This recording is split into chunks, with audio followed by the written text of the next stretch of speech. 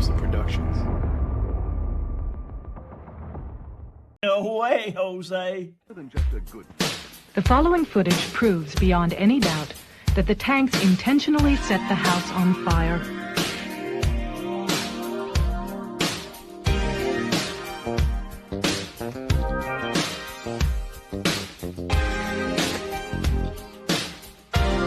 It proves that the Branch Davidians were murdered.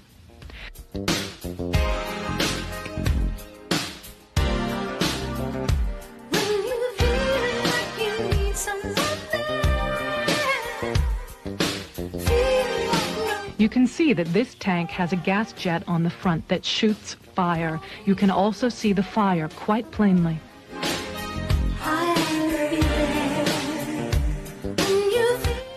The tank goes into the house twice, and each time as it backs out, the fire at the gas jets is plainly visible.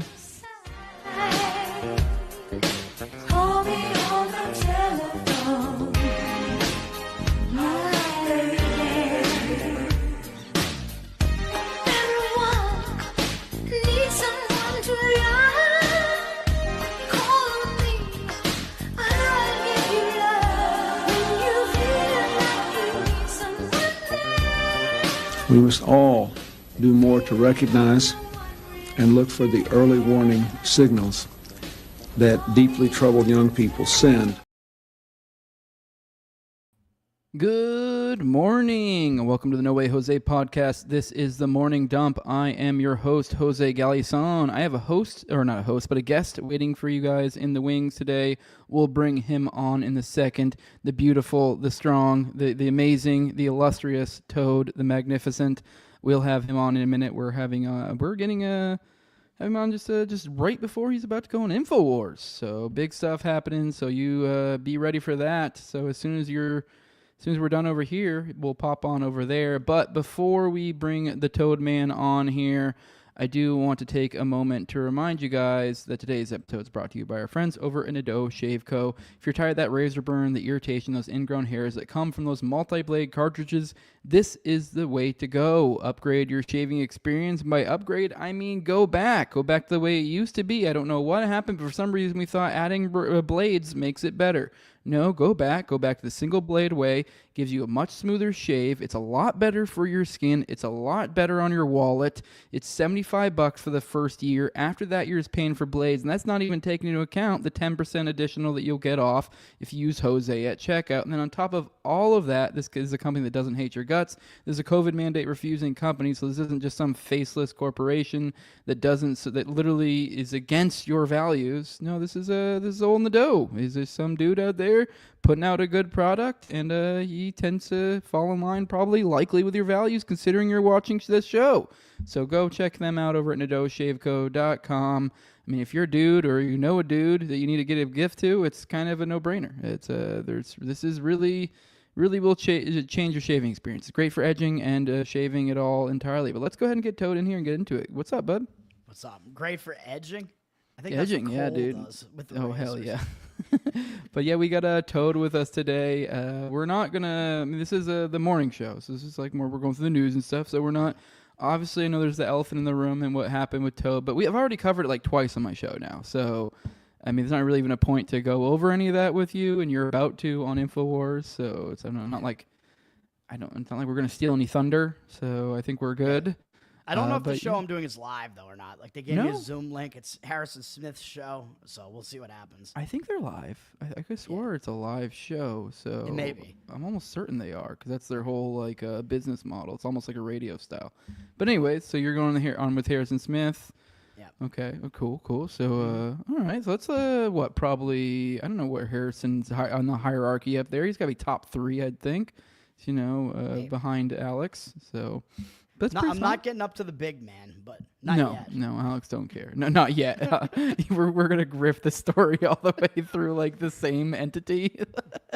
Maybe he'll want to talk to me. Who knows? Yeah.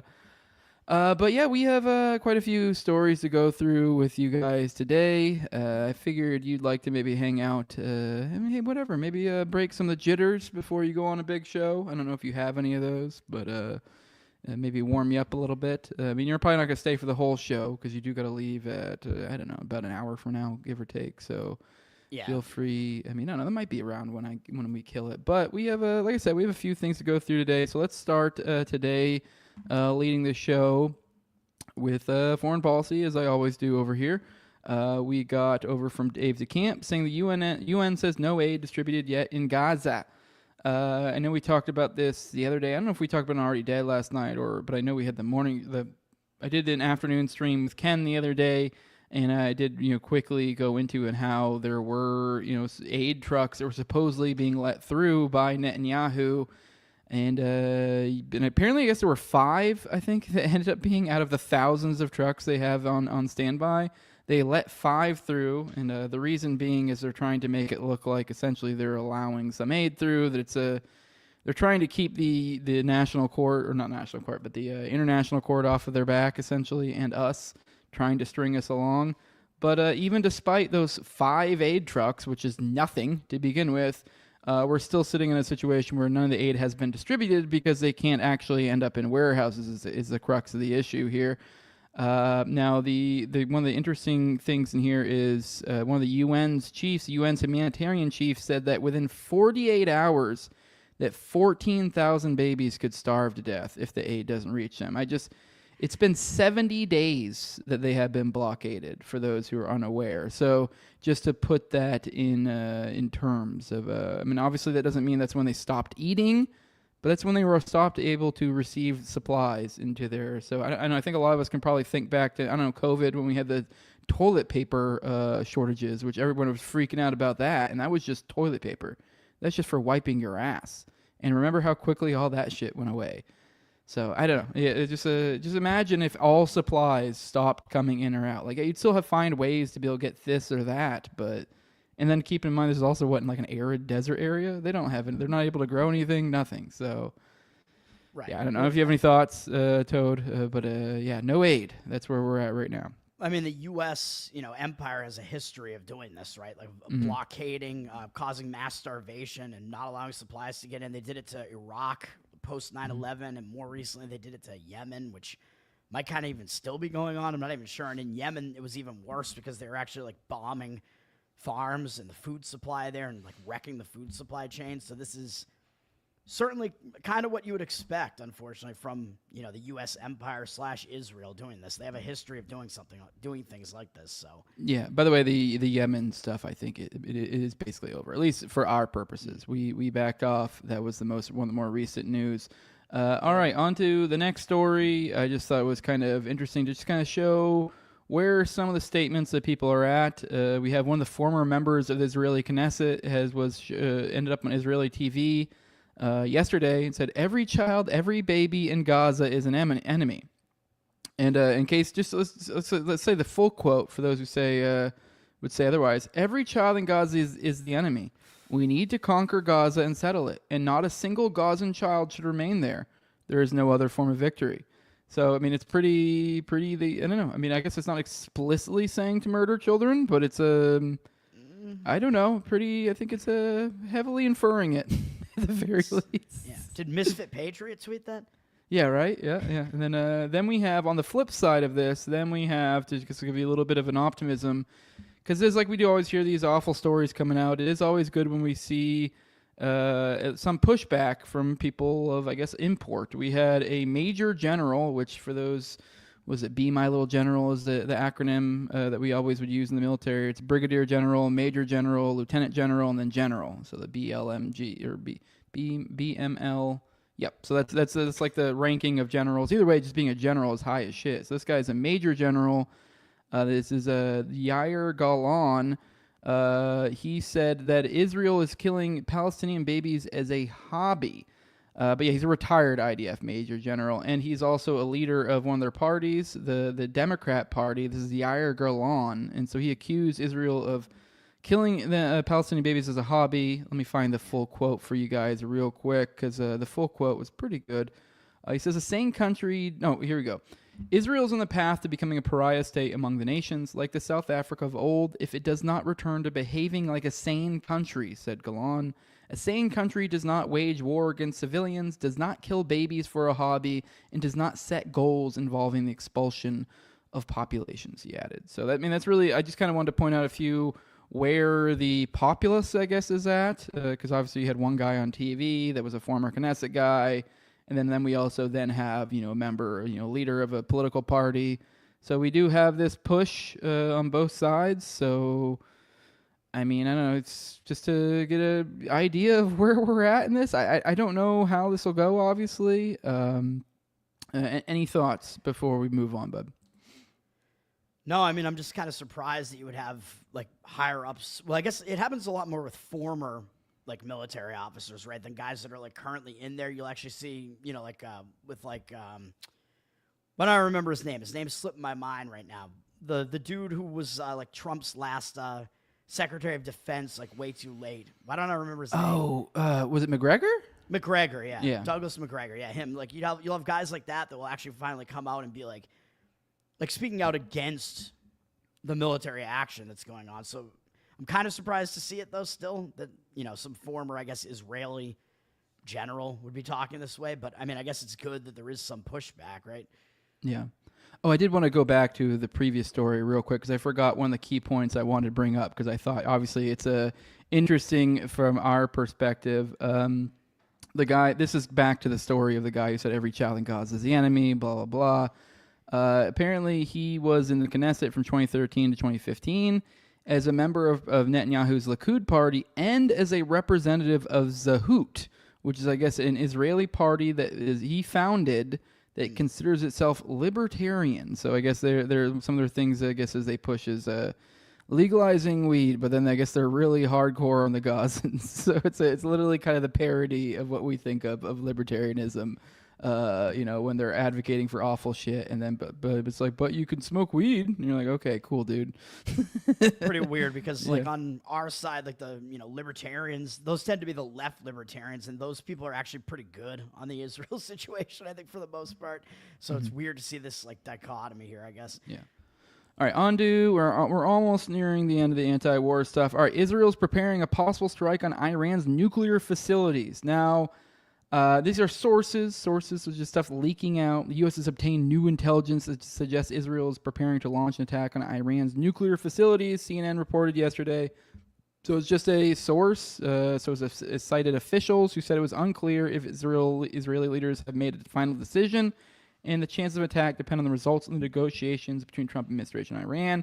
Now, we're not going to read this entirely, but it seems like there's implications that's it could be before their negotiations, it could be during, could be after. Really, it's just kind of this open idea. But I think if you think about what role this could play and the parties at hand, this sounds like an intentional belligerent action and essentially to fuck up negotiations. Because think, what would happen if they drop bombs on nuclear facilities during this?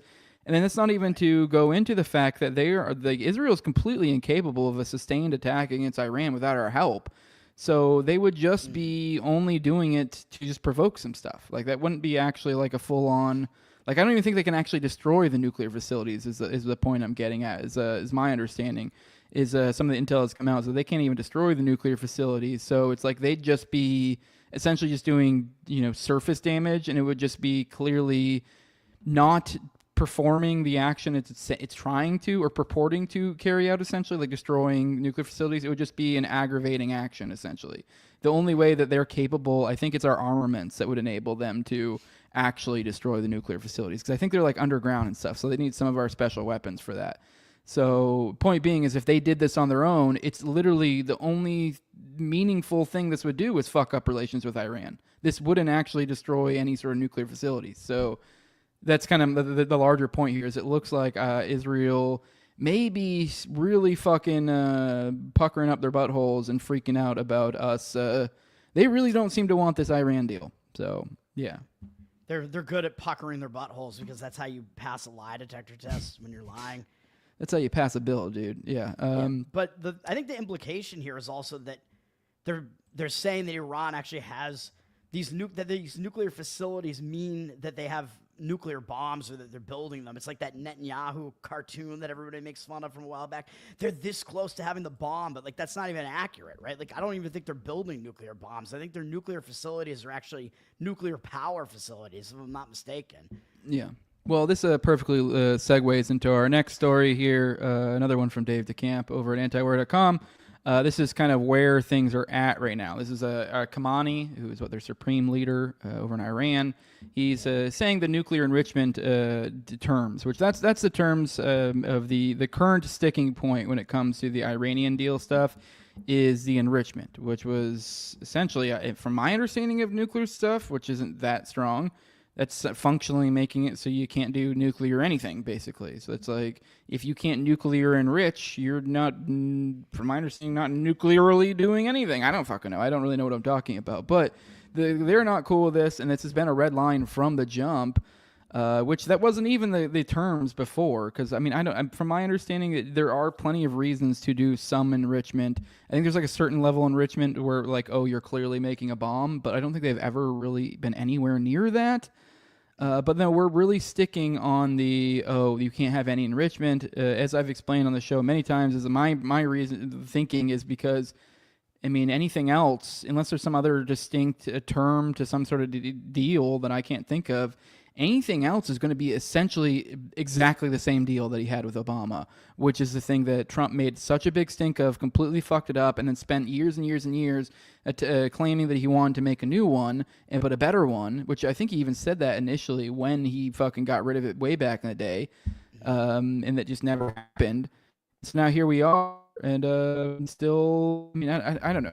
It's the idea that we're not take doesn't want to away from this exact same that we have with Obama. And the problem is, aside from nuclear enrichment, I don't really know what they could. I think we're a little bit impasse. I know recently there was something thrown out, maybe some sort of thing in terms of it, like Saudi Arabia, like working with this deal. It could be that some of their facilities are in neutral territories. I don't know. There's an outside the box thing that could be done, but for the most part, like meaningfully speaking, like even when I do get a deal here, I cannot imagine this is in really any meaningful way much different than the Obama deal. So, I mean, yeah. But point being, it doesn't look like it's good. I think there was one quote in here, I believe, about kind of where future negotiations are at, and it's he's kind of. The Khamenei, I believe, was kind of pointing at as grim and saying kind of like, I don't really feel like this is really going to go anywhere. He's saying a date has been suggested for future talks. We have not accepted it. We are witnessing positions on the U.S. side that do not go along with any logic and are creating problems for the negotiations. That's why we have not determined the next round of talks. We are reviewing the matter and hope logic will prevail. So yeah, that's it. That's the end of our foreign policy for today. But yeah, that's where we're currently sitting on the Iranian deal side of things. So, any thoughts, Bud, before we move on? Yeah, I mean, if I remember correctly, I mean, I think the Obama Iran nuclear deal was good just because it took war with Iran off the table. Basically, yes. It took the excuse for it off the table. So if we go back to something like that, because I think Trump got rid of it. So if we go back to something like that, I don't think it's a bad thing. And I think. Uranium enrichment, I'm pretty sure, like basically what you were alluding to. I think it's like what you said. I think you need a specific type of uranium or a specific isotope of it or something to actually use it for like any sort of nuclear power or anything like that. Because you need to be able to, like, you're splitting like the atom essentially. So that's what you need to do. So I think you do need a specific type of it to actually do that. Like you need like U-238 or something. I don't know. I'm not a chemist. I'm not a physicist. It's something like that though. Yeah. By the way, I just upped your volume on my side of things. Let me know, audience. They were complaining about your volume. So. Oh, again? Oh no. Yeah. So I did bring you up because I'm able to on the StreamYard side. I think bring it up. So I brought it up we'll see. I'll check my settings as well. Let me. So yeah, all right. Let's see them talking about weed in the group in the chat. Yeah. Okay. Let's get into this. I'm glad you're here for this because I feel like you'll enjoy these. This seems to be. Let me see if I can find it. Give me a second. How's my volume now? we'll see what the audience thinks. I just upped it on my computer and I dropped it again in StreamYard. I mean, you sounded fine to me from the beginning, but it's not always the same to the audience. I still do now. Yeah, someone's saying it's all better now, so we're good. I think I fixed it. You know, whatever you don't need to fuck with anything. My oops, I brought the wrong one up. The microphone like setting on my computer always keeps like dropping down. I don't know why, so I have to keep increasing it back up. So I did that, and I put the StreamYard back down to the normal levels. Okay. So. All right. Well, all right. I don't know if you've watched this video with Theo Von, but I figured we'd probably start off watching this to begin with. But I think from my understanding, I've seen this do the rounds. There's this video with Theo Von here. It's a few minutes long, so it's a bit long. Just warn you guys if you want to fast forward through it if you've already seen it, if you're watching this later. But it's Theo Von. I believe it's kind of like a heartfelt, like kind of like, hey, what are we doing? Like the title on the Twitter, the tweet, the caption is, what are we doing? Broken heart emoji. And I believe it's kind of like in relation to Gaza or something, like, hey, this is awful, blah, blah, blah, blah, blah, blah. And just kind of a long rant. And I've seen a lot of people, the most of what I've seen of this is people, obviously the war hawk types kind of being like, oh, you're just stupid, or you don't know what you're talking about, or blah, blah, blah, blah, blah. Just that type of stuff. I was just finding like almost like a lot of the well, actuallys, a lot of those too. Yeah. And I just I figured I'd watch this, and I found it particularly interesting. Here's Timmy P, who is the thumbnail for today. Not that I even really was going to spend too much time on him. He's just kind of, I don't know, the best one for a thumbnail for today. But he says one thing to criticize the war, it's another to call it a genocide. Massive swing to one side on an issue he doesn't know much about. So, yeah, let's, I don't know, we just covered a bunch of anti-war stuff. I wish I think while we play this, I'm going to try to bring up one of the other tabs I had up, because there was something particular I meant to cover in there that I didn't, that I really feel like is going to kind of be a great counterpoint to what fucking Timmy's saying here. But let's go ahead and watch this video. And then we'll kind of give our thoughts on it after. I wanted to say something. There's been something that's just been kind of on my heart, and so I feel like I should bring it up. There is, we've had people on the podcast in the past to talk about it. And there's a conflict that's been happening in the Middle East. People know about it. Between Israel and Palestine and some of the areas over there, the Gaza area they talk about. And I just think it feels to me, I don't know if it feels to me like it's a genocide that's happening while we're alive here in front of our lives. And I don't, sometimes I feel like I should say something. I'm not a geologist or geographer or anything like that, so I don't know a lot of some of it I do know though. Like I know the basics of the issues over there, but for me, it's just like how I feel like you see all these photos of people, just children, women, people, body parts, just people like putting their kids back together. And I just can't believe that we're watching that and that more isn't said about it. And so I'm not saying anyone else needs to say anything, but I think that more isn't said about it by me. So I just, I want to be able to speak up about that I think we're watching probably like, one of the sickest things that's ever happened. And I'm sorry if I've kind of haven't said about it. I've tried to talk about it and learn about it. But I don't know. Maybe I just wanted to say something. I don't even know what to do. And it's crazy because our country's also complicit in it. It's in it and has been for a long time. And it's just kind of interesting because then you just realize, oh, well, I'm a member of this country, but I'm just, what we want sometimes doesn't matter, and you just have to be a member of a place, and your government is making other choices. So I don't know if I said that correctly, or I don't even know exactly what I said, but I just have, it's just like been making me really sick. And I feel like I just needed to say something that I think you don't have to think that. I'm not asking you to do anything. But I just have to say that so I'm not sitting by there's that piece inside of me like, why can't you say something? There's people that can't even speak, and you can say something, and so that's how I just had to just speak up. Anyway, yeah. So just praying for those people and just the grief that is all going to cause. Just like, what are we doing?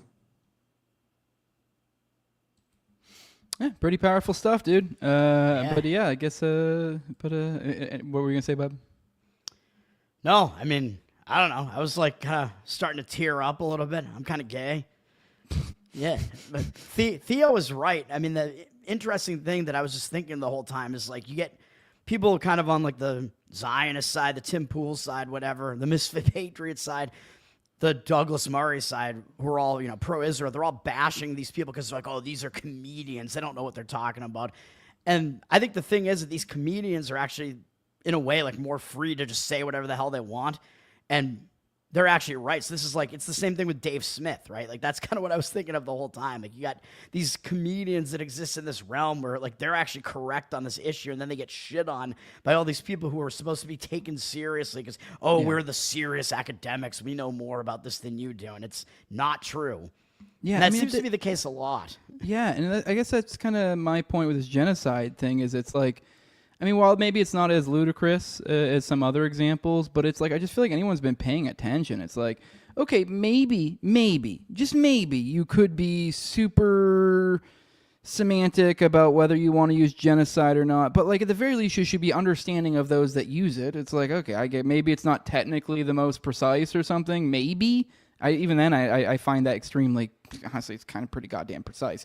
But like if let's say it's not perfectly fitting for the example for you, it's still like at the very least you should be able to understand people. So it's kind of, frankly, a little bit faggoty to even be the person that's going, essentially this. It's one thing to criticize war, it's another to call it genocide. Given the context that we've seen years of this, and the only thing we've seen that in our modern lifetime that really compares to this is probably like Yemen? Which, I mean, that was really bad too. I'm not saying that it wasn't even that bad. It was just, it was like these are the two bad things of our lifetimes that I can really think of so far as mass deaths and like things that could be debatably called the genocide. And this is, frankly, probably more apt to call it genocide than Yemen, because Yemen was, I mean, I guess maybe I don't know enough about the details, but I don't think it was super ethnically based. I think it was more of like a regime change thing. So like this is more like a get off our land. So I guess that's where you can kind of get the like, well, it's not genocide because they kind of get into the, well, it's not specific group or whatever. It's like we just want you not here. It's not like they try to like kind of hide the ball of like whether it's literally about their race or ethnicity or whatever, which I don't even care. It's just mass murder. Yeah.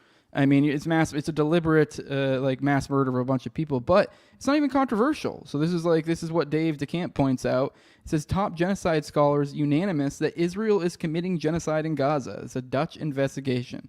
It says researchers from Israel, the Netherlands, the U.S., the U.K., Australia, Croatia, and Canada say Israel's conduct meets the legal threshold of genocide. So it's like, I don't even, like, that's why I was like, I don't even really know, like, the whole, like, well, I don't know if it's a genocide is just such a very, very, very, like, even if maybe you could make some very weak argument that technically you're correct, what we're talking about is words, and words are given meaning by their users. And so It's like, if you're saying that, like, maybe it's not the most precise to use genocide, it's not correct, it's like, well, it's correct enough that enough people are using it in mass. So it's kind of like, I think it is kind of the genocide in a sense. Like, but let's look at the definition real quick, because I brought it up. It's an internationally recognized crime where acts are committed with the intent to destroy, in whole or in part, a national, ethnic, racial, or religious group. So this is where where acts are committed with the intent to destroy, in whole or in part. So this is where it's like the intent component, and then the whole or in part is where it gets confusing too. So like, what part? I mean, then also the national, ethnic, racial, or religious group, because this is where a lot of times they get squirrely with. But I don't know. I mean, it's so goddamn close that it's like, let's be real. It's fucking genocide. Like, I understand when this first started, people being a little bit hesitant, but this is where we're at right now. We're at 61,700 is no, actually, yep. This is from the government media office. So whatever. So I mean, to be fair, this could be wrong. This might not be entirely correct, but they're saying about 61,000 in that ballpark of an area that was, I think it was what, like over 1% of their population already. And then we have literally in the last 24 hours, they killed basically 90 of them. And keep in mind, this isn't a large area. So like this is what, maybe not even the size of like a New Jersey or something, you know? I mean, Palestine, yeah, it's small. Well, or we're talking about just Gaza. Gaza, yeah. It's small, yeah. Yeah, so I mean, this is a lot of people. I mean, so 87 people in 24 hours. I mean, I remember when he was covered, I think Dave was covering, I was listening to Dave, you can't cover the story. I think he was saying one of these, what was it, 38 Palestinians killed within a half-hour period last night. Yeah. So, and then 15 people killed one strike in an abandoned gas station because they were hiding in an abandoned gas station for shelter. So, yeah. And then they're starving these people as well. So killing, starving, they are just straight up murdering these people. I don't really know how. I mean, they're doing these things where like, oh, well, here's a kill zone and you're in a kill zone. So now I kill you. And you're like, it's almost as if they're like doing like, well, it's zones. I don't even know how you can play this Jew semantic game to where you squirrel around this. Like at some point you're like, dude, you're fucking just killing a shitload of people. There's like, I mean, mass murder, genocide. I mean, we're kind of like, why are you being like, oh, I don't know if is it really genocide? You're like, okay, mass murder. Who fucking cares? Right. Yeah. I don't care what the technical definition of genocide is, even though I think it probably actually does fit. But like, if that's what you're doing, you're just crying about, this word makes it sound so bad. It's like, well, yeah, that's the point because it is that bad. So like Tim Pool is crying about that, but I think it's an accurate way to describe it. And I mean, the definition that you just brought up included like people that, that's a legal definition. Yeah. Or all of a particular nation or all of a particular religion or whatever, that does qualify. Like these people are, I mean, essentially they're all, I think, kind of the same religion. They're all of the same nation, I mean, ethnicity, as far as the Palestinians are concerned, but I think it fits as far as the Yemen situation was concerned, where it was basically like, we're bombing the Houthis essentially, which I think they're pretty much all Shiite Muslims, if I'm not mistaken. And then like the same thing, like maybe because I'm divisional thing, maybe because I'm a little bit old. Well, and they all were also, Yemeni. They all lived in Yemen. But also, I think the Iraq situation that I brought up earlier also was definitely a genocide. The one where, Madeleine Albright came out, the price of 500,000 dead, children or whatever is worth it. Like that shit, that would also qualify as a genocide. They blockaded Iraq, so their shipping lanes were all gone. Sparkling murder.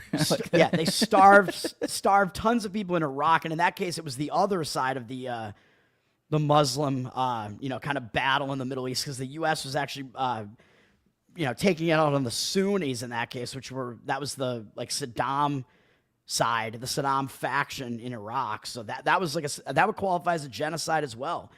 So that was another one, in my lifetime, I somewhat remember it. Yeah. And then one more point kind of on the, like, let's be real, what the fuck. Here is, I thought this little data point that I meant to bring up earlier, but it kind of fits in this spot anyway. It says, Israel's genocidal war on Gaza has taken a huge toll on babies and children.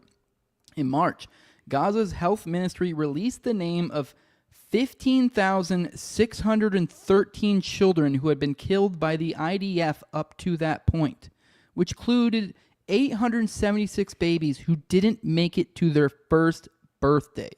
This was only based on this health ministry's list was only based on children who had been fully identified, and their numbers are likely a significant undercount. That's not even going into all the tales, not tales, that's I guess probably putting a bad spin on it, I didn't mean it that way, but the doctors who have been seeing, many of them have claimed to have seen young children, and not even claimed, shown x-rays of young children with bullets to the head over and over and over again.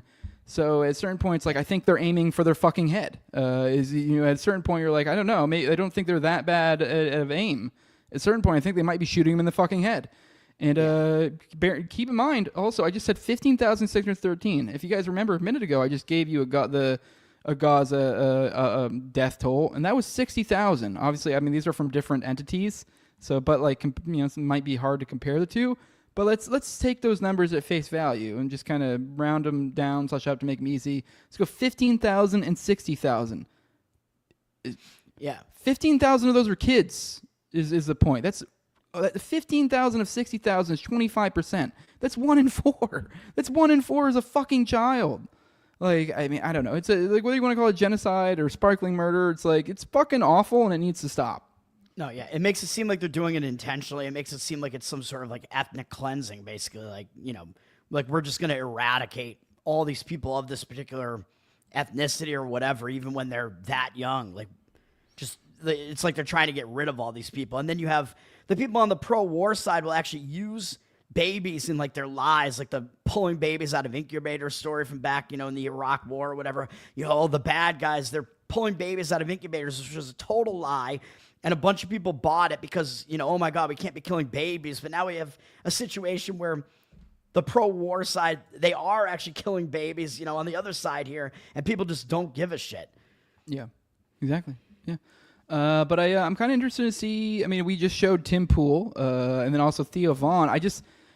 I found this particular interesting. I found this, I'm glad I found this thing. I found this at last moment, but it perfectly fits in this kind of theme. And I think the theme here is kind of almost the rotating door, almost the changing of the guard of the media world. And then I think this kind of, I guess, ties into like Sam Tripoli's concept of like dangerous, safe, dangerous, you know, being safe, and like how I think how this is shifting. So we're seeing these people who, like the Tim Dillons of the world, which we're about to watch a video of him talking to CNN. But we have the Tim Dillons of the world, and I think they used to be, let's be real, the Tim Dillons, the Theo Vons, they used to be more in the dangerous. And now they've entered safe dangerous, whereas you have the Tim Pools of the world that were in safe dangerous, and now they're in like, you know, safe. And I think there's something to that, because I mean, you got to think that the old regime, the safe folks, are gone, because no one gives a shit about that. But I think maybe there might be some of the people filling these, you know, Epstein files, part 1 and stuff like. I think some of these people are like, oh, cool, there's a void. I'm going to fill that void, and kind of maybe being unthinking about it, or maybe they're just or they're fine with taking the short gains. I think it's I think going this route, while it may be temporarily beneficial for these folks, I think they're going to be fucked, and I think this new group, you know, like for example the Theo Vons, the Dillons are kind of weirdly the new ones coming up, although they're not really commentators, but it's like, I mean, it may not even be them, but it's almost this spirit of people. So like the Tim Dillons, the Theo Vons, this vibe, whatever this is the new shit that's coming. Well, and I think the Tim Pools of the world are kind of in the way, and I'm kind of interested to see how quickly they get steamrolled. And I think they've made a grave miscalculation. And I also think that ties into the GOP, as we'll see here, because they did kind of anchor their boat to these new up-and-coming hot people that were the safe dangerouses of the world, but were in a range of between safe, on the dangerous side, and more on the safe side of things. But so then we have these people like the Tim Dillons, the Theo Vons, which I think were closer to the dangerous, that aren't quite the type that's like, oh yeah, cool, I'll get with the program. So let's play this real quick. It's a little bit longer, so if anyone needs to go pee or anything, now's the time. So he kind of talked about what he would do in office, or what he and Trump would do in office. This was before the election. Right. All right, Trump's been in office for some months now. Do you think about that interview in a different way at all? Like, I would have asked more about the tech people. I didn't know. I had no idea that Elon was going to have a major role. I don't think anyone did. Yeah. I would have asked more questions about that. I would have asked more questions about people being deported because they've criticized Israel on a college campus, which I think is silly.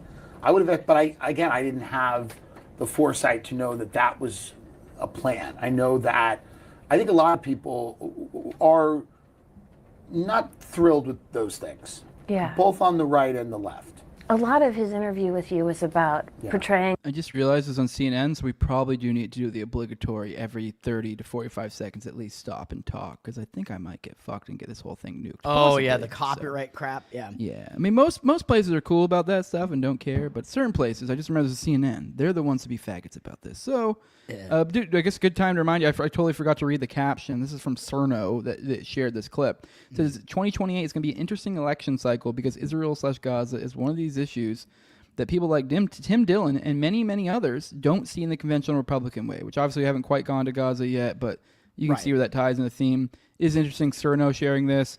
It's funny, I've had a few people that are generally kind of smart with it. They've come to me and have, just saying it without even like an asking, just stating it, have thought Cerno was like anti-Israel before. And it's like, no, he's very clearly multiple times been clear on his position that he's pro-Israel. It's just that he does this weird thing where he feels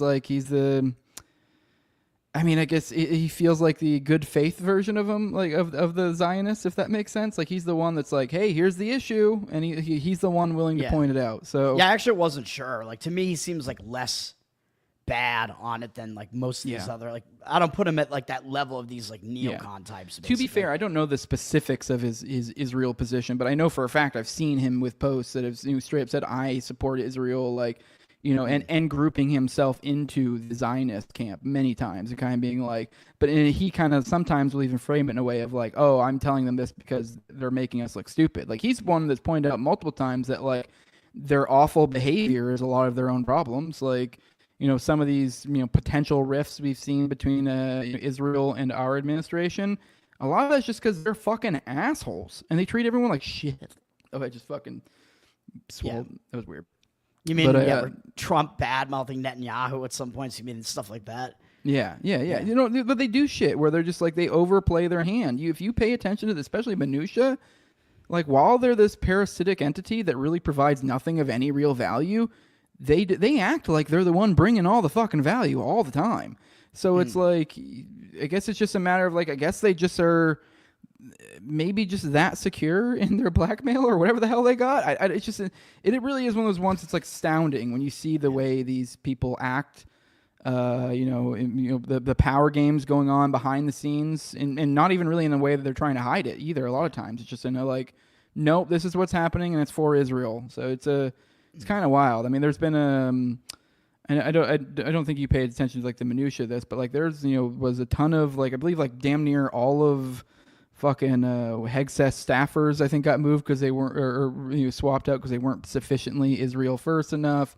Oh. But anyways, all right, I'm rambling now. But anyways, yes, it is. It's just I wanted to point out that Cerno is a Zionist guy, but he is one of those ones who always kind of takes a good faith position, which. Well, I don't trust Cerno, and I have my reasons for it. It's like I can't really say much when it's like you're being good. But I was just gonna say you're never secure with a black male, by the way. Yeah, let's go, please. Him and Trump as like the anti-war candidates who are opposed to these adventures overseas. Yes. And though he didn't directly say they would end the war in Gaza, he had referred to wanton killing of Palestinians. Right. So what do you make of their policy since then? I think it's disappointing. I think it's disappointing that to deport someone who wrote an op-ed or participated in a protest, and I may not agree with these people, but if they're here on a legal resident visa and they didn't commit a crime and you can't show that they're supporting Hamas, I think deporting them on the grounds that they said something objectionable isn't good. And I think that writing a blank check for whatever Israel wants to do is not good, in the same way that I oppose the idea of just completely having an open-ended commitment to the Ukraine. It's not because I think Vladimir Putin's a great guy. It's because I think every war in the history of mankind has been ended with some compromise and usually some territory deal. This is like every one, right? That hasn't been total obliteration. So my whole thing is I lived through 9/11, I lived through the Iraq War, I lived through the war in Afghanistan, I had friends die. We had this idea that we were sold that we were going around democratizing these countries. It was complete, insanity. We really learned the no-bid contracts and the giveaways, and now the counties around Washington, D.C. are the richest in America, and you have this permanent war machine, and they're, and what attracted me to a lot of what Vance said in that interview was that he was saying things like, we don't want to run the American economy on permanent war, and we don't think it's a good thing. But the war's continued. That's why I'm disappointed, and that's why I don't want to go to Iran. I think that would be a big mistake. But do you feel like Vance used you or spun you? I don't know. By the way, I mean obligatory pause here, but I did want to point out one of the members of the audience did point out she looks super high, and I keep looking for it. So keep an eye out. Yeah. But, I keep wanting them to pan back, and they don't. So it's but let's. Yeah, to me, it seemed like Tim kind of contradicted himself there, though, because he was like, "Well, I don't agree with these, leftist Palestinian protesters." I mean, maybe he's just saying he doesn't agree with like I guess their approach. Maybe I don't really know. I think you're focusing on the wrong thing there.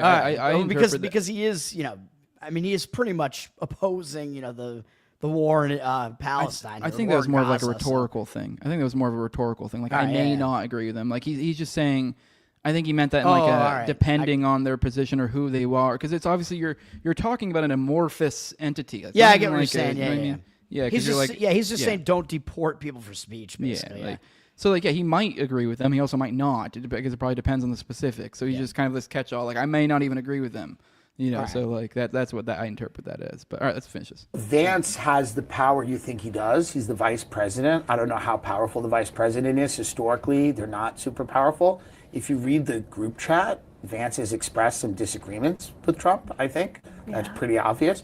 I don't think Vance can wave a wand, but if the question is, if I could go back in time in the time machine and ask about tech people and the war with Iran, I would have asked more of those questions. But as you said, he was very open about the fact that, and Trump was very open about the fact that they were, the anti-war people. So hopefully they remain the anti-war people and we don't go to war with Iran and they find a way to end this conflict in the Middle East, which is absolutely terrible and heartbreaking. And, I think a lot of people are disappointed with some of these deportations and things like that. I think it's a very fair critique. All right, that's that. Any thoughts, Toad? I mean, I especially particularly in the realm of like I was saying earlier, in the idea of like I think there's something to there in the idea of like the influencers are coming up. I mean, obviously then the juxtaposition of like Theo Von versus Tim's Pool, although it wasn't really much of a versus. And then also the idea of like now these individuals who were pretty simpatico, I guess you could say, with the GOP, the right, conservatives, whatever, and now things aren't playing out this way, and there's this rift between the honest influencers, I think, and the less so types, essentially. That's my impression. I think there's something interesting going on here. Yeah, I mean, I think it kind of makes sense that it's coming out of the like comedy lane here, because the comedians are going to be the ones who are like less likely to be offended by shit, and like really just kind of more about like, well, you can kind of say whatever you want, like, this is edgy comedy here, whatever. And it's kind of like they're assuming this like court jester role almost, where it's like this is their role. They're gonna like hold up kind of a mirror, a funhouse mirror, I guess. I think this is kind of how Dave Smith talks about it, like to like the regime basically, and make fun of it in that way and do it, kind of in a funny way, although both comics here are actually being serious, which is kind of interesting too. But if that all makes sense, I don't know. That's kind of what I was thinking. Totally makes sense. Yeah, no, that's why like then later I caught myself when I kind of changed it, because it's like, oh, these new influencers, like, but they don't even really fill the role that a Tim Pool does. But I do think there's something too that like they're catching fire in a different way, if that makes sense. Like I feel like they're going to take off more, and it's a more honest. And that is a representation of a different feeling, sentiment than is being expressed out there. So my point being is like of the what will take off in the market, I think that this new group, I think, is more so going to be it. Not literally them like so far. I guess Theo Von actually more literally him, because he is actually a commentator. So like he may not fill the exact lane of a Tim Pool, but maybe to enough of approximation to where he's kind of basically doing. So I mean, he's interviewing, somewhat political analysis. Doesn't mean he's the best political analysis, but frankly, Tim Pool's kind of sucks too, to be kind of honest. It's mid at best. So like I don't know. I'm not even trying to be shitty. It's just that if anyone's trying to be like, like, I want to take Theo Von seriously. yeah, why not? You're taking Tim Pool seriously, so why not take Theo Von seriously? I mean, I'm not even saying that in a shitty way. I'm just saying, like, what's like that much fucking more impressive about Tim Pool, really, frankly. I don't know. Yeah, like because of the persona that Theo Von plays as well, or he, like, if you've seen his comedy, which, by the way, he did one of the best live comedy sets I've ever seen was Theo Von, like a couple of years ago. I mean, he does this persona. I mean, if you know his comedy, he really assumes this persona of like the Southern retard, which I mean, he is in a way, but he's not stupid. No. You know what I mean? Like, it's I just covered a few days ago on this show that he's literally like Dutch royalty or some shit. It's wild. I don't know if. Wow.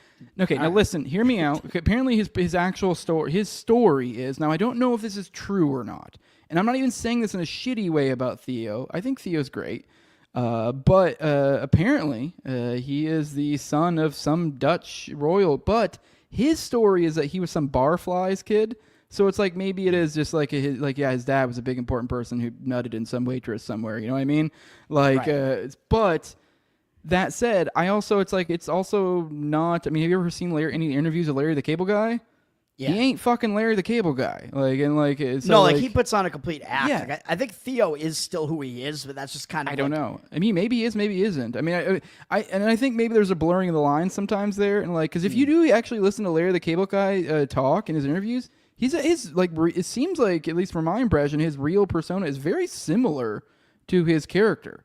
He's a funny guy. He's enjoyable. He's a New Englander, I think, so his accent's obviously put on. But it's still very similar, somewhat obviously dialed up. But like, let's be real, Theo Von's a comedian. You dial up the funny aspects of it, and it may not be that crazy. Comedians are notorious for making up stories.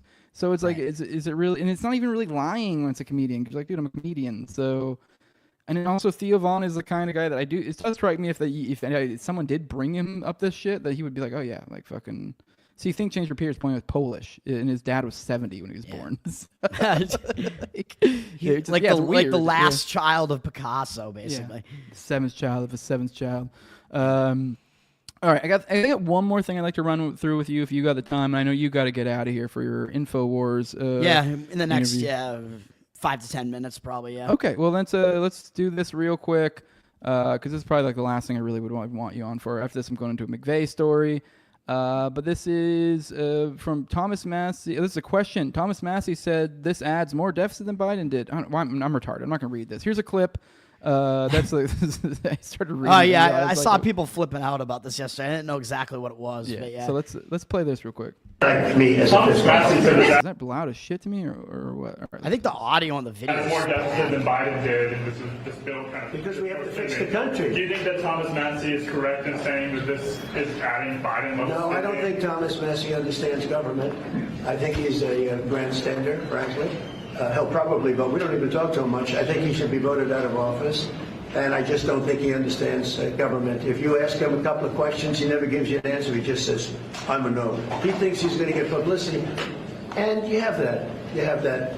They've got some too. All right, and that's that. It's just that he's talking shit about Massie again. This is in reference to the bill or the budget. So this adds more deficit than Biden did. Do you think he's correct? And then Trump says, I don't think Thomas Massie understands government. I think he's a grandstander. We don't even talk to him much. He should be voted out of office, which he's tried this before. Yeah. If this were a different time, we might be more concerned. Like, oh, no, he's going after Massie. So it's like I almost didn't even bring this up, but it's like, here's Trump going after him again. So just more signal that he, despite this whole like Doge push and we're going to cut, at the end of the day, then it comes down to it and they actually don't cut. They do literally the exact opposite and then fucking trash anyone who tried to stay on with the original program. So the only person who tried to stay on with the original program, Massie. So. Yeah, and he's bitching about Massie, just saying, I'm going to be a no. Like, Massie basically, like, is a default no, which is a good thing, and Trump is saying it like it's a bad thing. Massie is the new Ron Paul, man. He's Dr. No, number 2. It's a good thing. Okay. He's the only principled one left is Thomas Massie. Mm-hmm. Well, all right, brother. You need to get out of here, get to your interview. I have one more McVeigh story I'm going to run through without you. Right. Some new information came out, so you guys stick around for that. And I think we'll probably cut it short. We'll probably cut the show after that. That way, I want to go watch. I'm gonna go see if I can go find. If you find a link for that, by the way, send it to me. But I'll definitely gonna go watch that. So the show's called American Journal. Yeah, I think it's just on Infowars.com, and I think you need to go find like the tab, and it's like the live tab or something, and then just show like the live thing that's going on. And I think if that happens to be Alex Jones or Willie Harrison, so I think that's how it works. So point being, we'll end the show a little bit early, that way I can pop over there. I want to watch it. I want to see my homie over in Infowars. You guys can go over there too, but don't leave as soon as Toad leaves here in a second. We're going to do one more story, but you just need a little more time to get ready. But Toad, where can people find you at before I let you go, before I kick you the fuck out of here? By the way, I do have in the description, I do have your Give, Send, Go for those who do want to support you. Oh, thank you. I know I have talked about the show. He got fired for singing Heil Hitler by Ye. So, I don't really know. I don't know how fucking long are you supposed to do an interview for this? You're probably just going to get like a 5-minute review. But I have no idea, to be honest. Yeah, but we'll see. But yeah, Tower Gang Toad on Twitter. Obviously, the Tower Gang podcast with you will be on tonight. So check that out. And yeah, as you said, my Give, Send, Go to fundraise for me a little bit to help me bridge the gap here after I lost my job because of singing Yay. So that's the links are up there. You'll find it on my Twitter and whatever. I think I put it in my link tree as well, which is in my bio on Twitter. So it's all there now.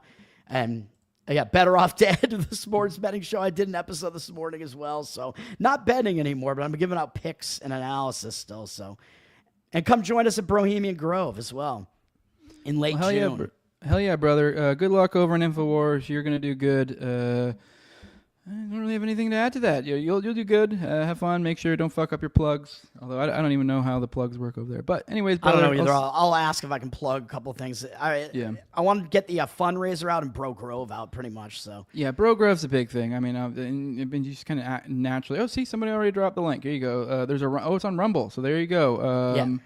We'll appreciate that. Screwed Up Rebellion. I'll go ahead and follow that link right now. Save so that way I have it later. There we go.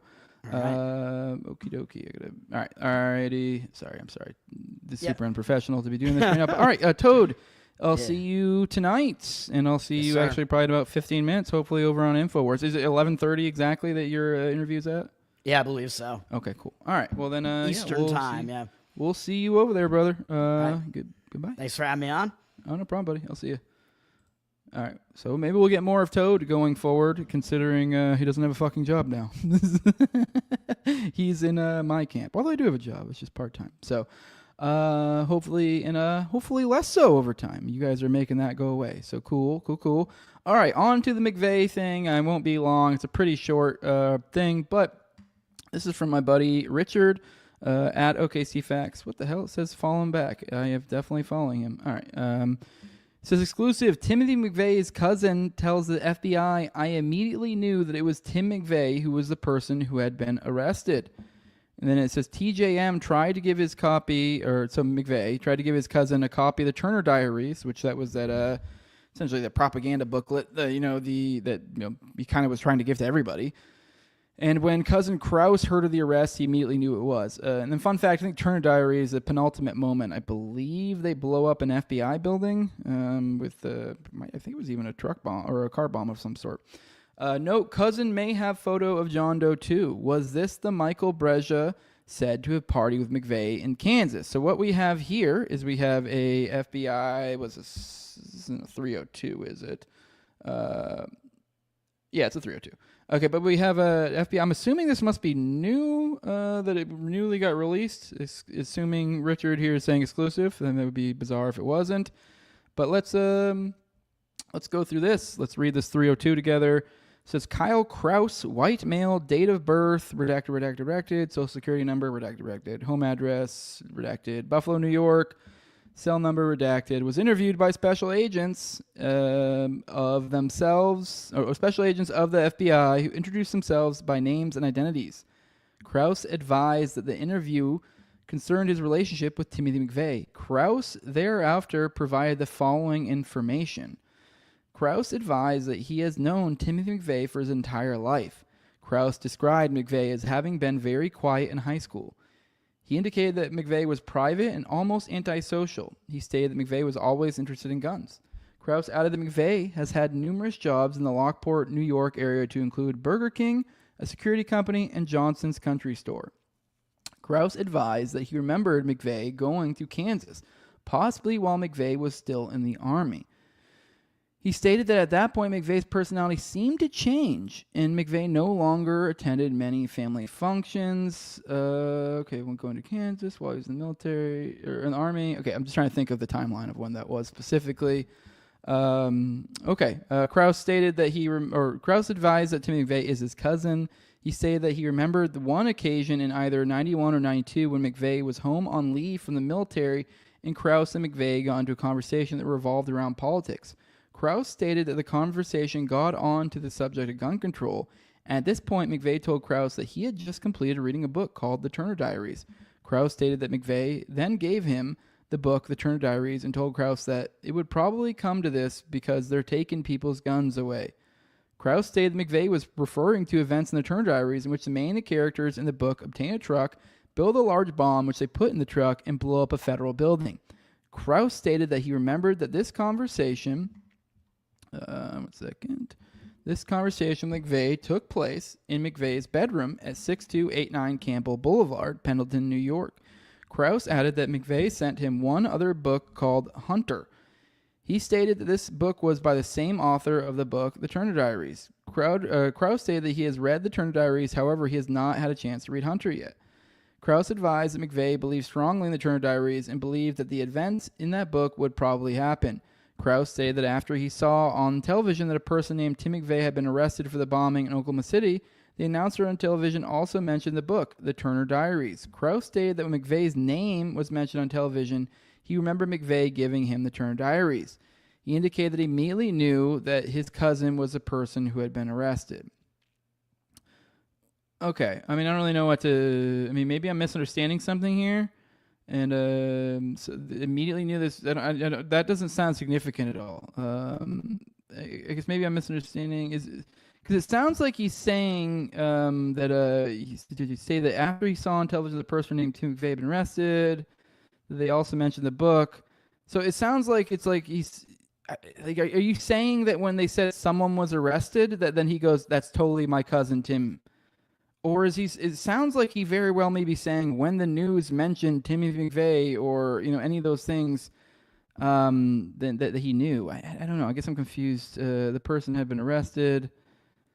Yeah, I don't know. I don't know how significant that is then. If like he's just saying, oh, I saw my cousin. I'm like, yeah, if I saw my cousin on the TV, I'd be like, holy shit, yeah, it's my cousin. Like, so I don't know if that's, maybe I'm misunderstanding the sequence of events here. So I think maybe that might be what I'm missing. So anyways, Krause advised that McVeigh was a computer hacker in the late 1980s before he entered the Army. Krause stated that he did not remember McVeigh getting into any political activism on the computer at that time. Krause advised his sister, Carrie Krause, often invited McVeigh to parties which she had in her apartment. Krause stated that on one occasion, McVeigh brought an unknown white male friend to one of Carrie's parties. Krause stated that Carrie told him that she had taken a photograph of McVeigh, which his unknown friend was pictured in the background of the picture. Krause stated that he had seen this photograph and he thought that the person pictured in the photograph somewhat resembled the second unknown subject wanted in the bombing in Oklahoma City. So possibly a John Doe too. Krause advised that the subject of this photograph came up earlier on the date of this interview because his sister, Carrie, was wondering about the identity of the unknown male pictured in the photograph. Krause stated that Carrie presently has the photograph in her possession and has returned to her home near Newburgh, New York. Boy, oh boy, I'd like to see that photo. Krause stated that he had tried to get together with McVeigh the last time McVeigh was home for the funeral of McVeigh's grandfather. However, McVeigh was extremely busy during his visit and they never got together. Krause added McVeigh never showed up to the McVeigh-Krause family Christmas party this past December in 94. On the last part of this, Krause advised his sister Carrie told him that McVeigh had written her letters within the last several years which talked about gun control and some of McVeigh's other strong political beliefs. Krause stated that to his knowledge, none of the McVeighs or Krause shared Tim McVeigh's beliefs. Krause stated that recently he has been receiving mail from a right-wing group in North Tonawanda, New York. He stated that this group has been sending gun control pamphlets and newsletters to him periodically. However, he has thrown out all of them away and cannot remember the name of the group. Krause stated that he believes that Tim McVeigh may have given his name to this group to put on their mailing list. Krauss thought that McVeigh may have been a member of this group, which that totally checks out from the shit McVeigh was doing. I wish I could remember. There was another story of another guy that he harassed the fuck out of, was bugging their mom and everything, trying to give him a Turner's diary. Like, so this is a thing. There are multiple stories of different people out there where he does this weird shit. So the idea that he might have tried to set up his cousin, not at all surprising to me. The idea that he set him up on a mailing list, because now what does this do? Now you go, oh, cool. Now you're getting all these Aryan Monthly and, I don't know, Soldier of Fortune, periodical or what. Like, it gives you an impression to certain people. So, like, once I go, oh, he's on the mailing list for this. And you're like, oh, what the fuck is this guy doing? I mean, not that there's anything particularly wrong with having some militia magazine, but this is like you create. I mean, hell, the Turner Diaries. It's like you're giving out a bunch of Turner Diaries to people. It's like, and then especially now that it's like then also implicated in the bombing. It's like now that's like the first thing people think of when they think of Turner Diaries. So yeah, all right. Krauss described Jennifer McVeigh as a young girl who just wants to party and have fun, and he added that Jennifer has never been concerned with politics to his knowledge. He stated that some years ago she worked at Harrison Radiator during the summer as an intern. Krauss stated that McVeigh's father, Bill McVeigh, had no idea that Tim was into right-wing groups because he never talked with Tim very much and never knew what was going on with Tim. At the conclusion of this interview, Krauss gave Special Agent Briggs the copies of the Turner Diaries and Hunter, which McVeigh had given to him. He then logged these two books into evidence. Okay. Let me see. Well, there was something else in there I wanted to point out. Let me see. What was the thing that caught my eye?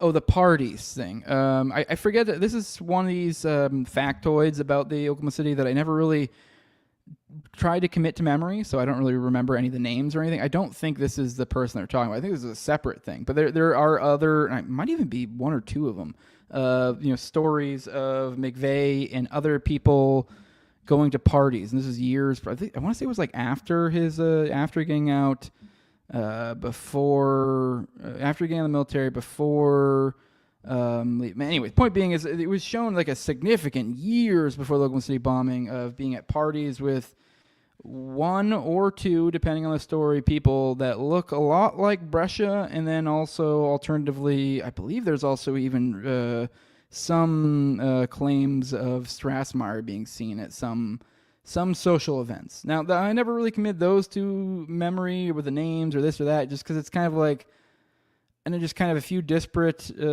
claims of seeing him at parties. So it's like, I don't really know where you work that into any sort of presentation, also to what level of credence I give it. Obviously, now I give it a little bit more credence now that I'm seeing another one that adds to this concept of almost Timmy and the boys kind of partying, and also the aspect of seemingly trying to, I don't know, get people involved in their beliefs, or not even beliefs, whether it's reality or whether it's just adding to the mailing list to give people certain impressions of them. This is the way old Timmy was acting.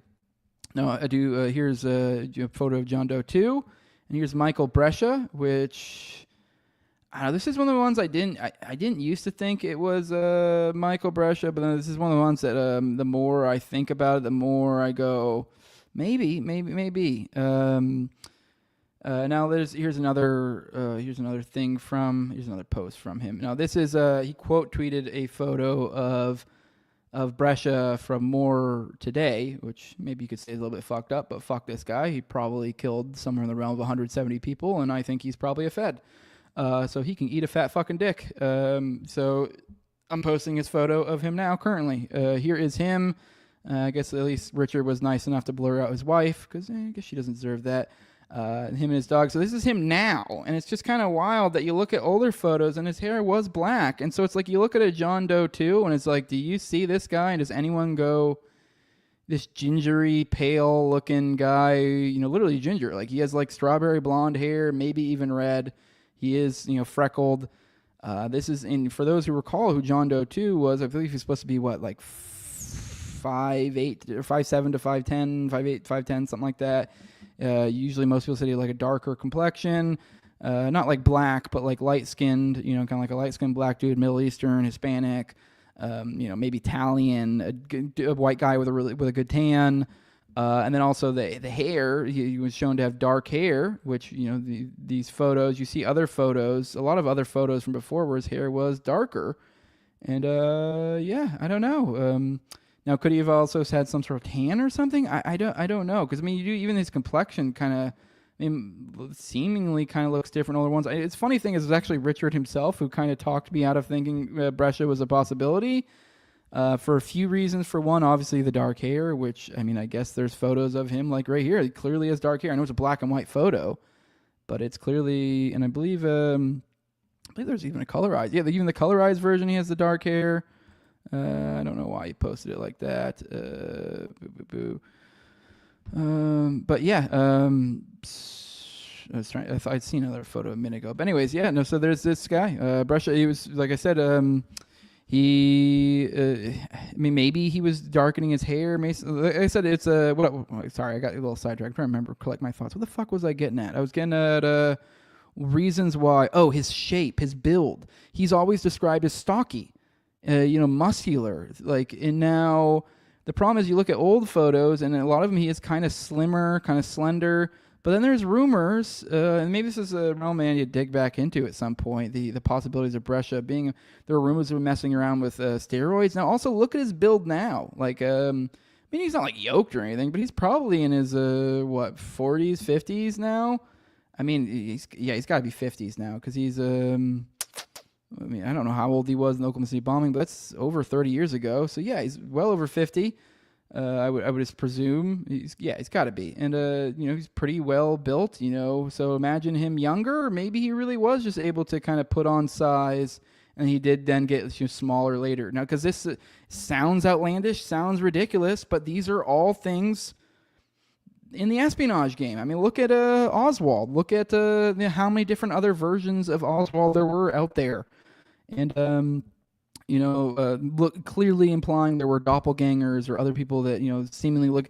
The point being is kind of changing appearances. This is a common espionage thing. So it's not that crazy that maybe, just maybe, he was doing that. And also, even if you don't want to take the Fed angle, Michael Brescia was almost certainly a member of the Aryan Republican Army, which was a group of bank robbers, or the Midwest Bandits, as they were called also.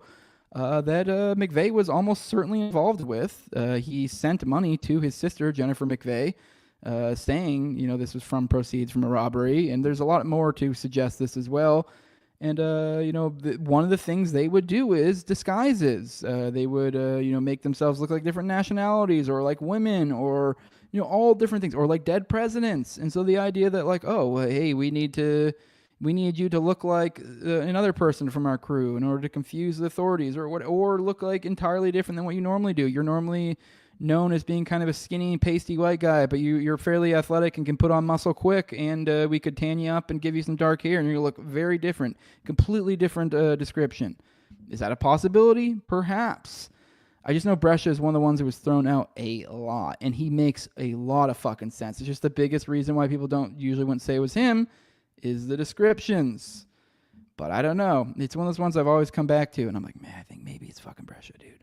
But all right, with that, guys, let's. Oh, hey, fuck, see Richard. Sorry, I just popped back over to the main one. So now let's go through some of Richard's chats, because I'm sure he's got some interesting stuff. I hadn't seen him chatting in there, so he's providing some commentary as I go through. Say, nah, you ain't missing much, Jose. This is McVeigh's cousin saying, yep, they got the right McVeigh. That's for damn sure. When he heard McVeigh, he knew me. Okay, all right, cool. I was making sure there wasn't some whoa, super juicy thing I was missing. And I'm like, it sounds like someone said, whoa, they got Tim McVeigh. And he's like, whoa, that's my cousin. So, okay, all right, that is what happened. All right. The one who told them the Turner Diaries is going to happen. LOL, what he didn't say is, I'm going to make help happen. Yeah. I do try to drop in when Jose covers my sheet. Yeah, I did that on purpose. I threw it in the title because I was like, I bet you Richard would at least like to know. The interesting part to me is the unknown male in the photo. Did the FBI go to Newburgh, New York, and get a copy of the photo that Kerry took, the one they say looked like subject to? I don't know if I'm going through these now, so let me know what is. Maybe I missed it. What's exclusive here? What's new? Are these new ones being released from Trentadu's? From some of Trentadu's stuff going on right now, or is this just someone you found digging through old documents that just never really got publicity? I'm just interested. Also was subject to Michael Brescia. I believe several people were with McVeigh at different times, and some have been combined into one figure. Composite John Doe 2 is likely multiple people, 100%. So LOL, John McVeigh signed his cousin up from Radical Newsletters. Yeah, this reminds me of what last night we were talking about, the one, Jared Kushner's dad, who set his brother up law, like it was some sort of sting with a prostitute or something. You're like, Jesus Christ, dude, what an insane thing to do. But funny, but insane. All right, let's keep going. Cannot commit to memory. Partying in Kansas, 100%. Witnesses Catalina Lawson and her mother both said McVeigh and Parsha partied here. Exactly. There you go. Boom. That's what I was trying to remember. I didn't commit that one to memory because it just is like, it is one of those ones that like, do I really need to commit this to memory? Maybe now I do. It looks like we have another data point that kind of then supports it, making it a little more like, okay, shit, this is something I should probably keep in mind. So all of a sudden the party stuff is interesting since we know about the photo. Exactly. Yep. So Booth will state for the record, I do not believe 100% that the Brescia is 100%. However, he is Andy Strassmeyer's roommate at EC, of course, Tim knew him. And as you mentioned a little bit ago, Richard, the idea that this is the multiple John Doe 2s, he could be one of the John Doe 2s. So it's like, yeah, some of the descriptions do seem to shift somewhat at some points, it seems. So I don't know. He says, what the fuck? Was he dyeing his hair in the 90s? How come he's covered in freckles now and has reddish blonde hair? It's the same fucking guy, but 95, his hair is jet black. He says, you are right to disbelieve this is something about Brescia we have not been told. Exactly. Why is a ginger dyeing his hair and driving straight to Elohim City and immediately becomes Andy Strassmeyer's roommate? Like, he had to dye it. Like, that photo we showed a minute ago. I found a colorized photo that was clicking through there that was like, you saw like he was wearing like someone put a hat on him for some reason. I don't know why. So you could see, but it's still like at the very, very least a dark red. Maybe it had a red hue, but it's dark. So I don't know. And then the month prior, he's in college, over at LaSalle University. So Don Thrasher said this in a meeting with Roger Charles at ABC, saying that Brescia used gear. That's because Don Thrasher said that about him using roids. So. It's in pretty good shape for his age, as Eddie pointed out. That's kind of what I was driving at. Like, look at him in his 50s, looking like he does now. It's like, I don't know, is it really that unbelievable that he was fucking yoked at one point? So we should talk about this on episodes someday. 100%, yeah. You probably would agree with me that like this probably wouldn't be enough for a full-on episode, but yeah, I'm sure we can throw together a few separate little OKC nuggets of newer and stuff that maybe we haven't covered before. I'm sure we can put together an episode. 100%. He goes almost overnight from being a preppy business student at LaSalle to all of a sudden he's this buff neo-Nazi with black hair who drives straight to Elohim City and moves in with Andy Suss. So the only new thing here is there is this photograph. There is this photograph. Like, did you find the photograph? Is that what this photo is? Is that what this the photo that you found is? Is this one right here? Okay. Tom says, do you think we will ever truly know who John Doe 2 is? Probably not ever. It'll never be confirmed. So, and then he said, "Yep, that's the one. You got it." Okay, cool. So, all right. All right. Well, that's something. That photo does add a lot. Like I said, this one's a black and white, but there's a colorized one where it's very clearly very dark. So, a lot of people might go, "Oh, it's black and white." Like even in a black and white, you can tell it's dark hair. So, so he said, Deffenbaugh commented once on Brescia. He said, "This guy has red hair." Yeah, there you go. So. All right, well, we're going to get out of here. I may have already missed Toad. I got a little bit carried away on OKC, as I'm apt to do. But we're going to go ahead and get out of here. That way I can go catch the homie over at InfoWars. See, I'm talking about him getting fired. But with that, guys, we're going to get out of here. For those who want to support what I'm doing over here, you can leave a like, share, subscribe, comment. 5-star review on iTunes or Spotify. You can follow me at Twitter at TowerGangJose. For these morning shows, tag me in stuff. The majority of stuff is stuff you guys tag me in, and I cover it because I don't spend my whole life on the internet, and it helps for you guys to be my eyes and ears out there. So thank you. I appreciate that. But with that, follow me and tag me in stuff. So helps out a lot. But if you do want to directly support the show, you can do that at patreon.com/NoWayJose2020. The lowest level is $2. That's where you get early access to the 2 episodes. I do 1 to 2 episodes a week at this point in time, and usually about 4 behind the paywall at a time. So that's weeks of paywalled episodes. You also get an ad-free RSS feed, and you also get a priority for the call-in on me and Austin's weekly call-in show, Already Dead, which It's on Tuesdays at 9:30 p.m. Eastern. Did one last night. Had a fun time. At the highest level is my sponsors. I read them off every episode. It's a big thank you to them. At my cousin Tower Gang, at Tower Gang Toad, which he doesn't have a job. He should probably stop doing that. But I don't know. Maybe he already paid for this month. We also have at Abrogate D's, at ZOVRECK, at _Fizil, Tim Tuttle, at Jolly and Cleeble, the Will Bells, Delicious Blueberry Rabbit Eye Wine, Big Fan of the show, Torme, and then at INWARD Lover. Appreciate you all. Love you all for showing up. Show up tomorrow. We'll do this again at 10 a.m. Eastern, and also tomorrow in the afternoon at night. I have Austin joining us. We're gonna go ahead and continue or start our Dutro series. So appreciate you showed up. He says thanks, Jose, from Richard. Talk again soon, 100%, and fellow No Way Jose fans. So see Tim up in here too. Good morning, everyone. Good morning. As we go out on the latest episode of New Jose. All right, let's get out of here, guys. Deuces. Everyone, go hop on over to InfoWars and go check out our homie Toad. All right, we're out of here. How do I find Toad again? It's in the live. It's in the. Someone already dropped it. Tower Gang NPC. I know you're in YouTube, but I believe it's Infowars.com.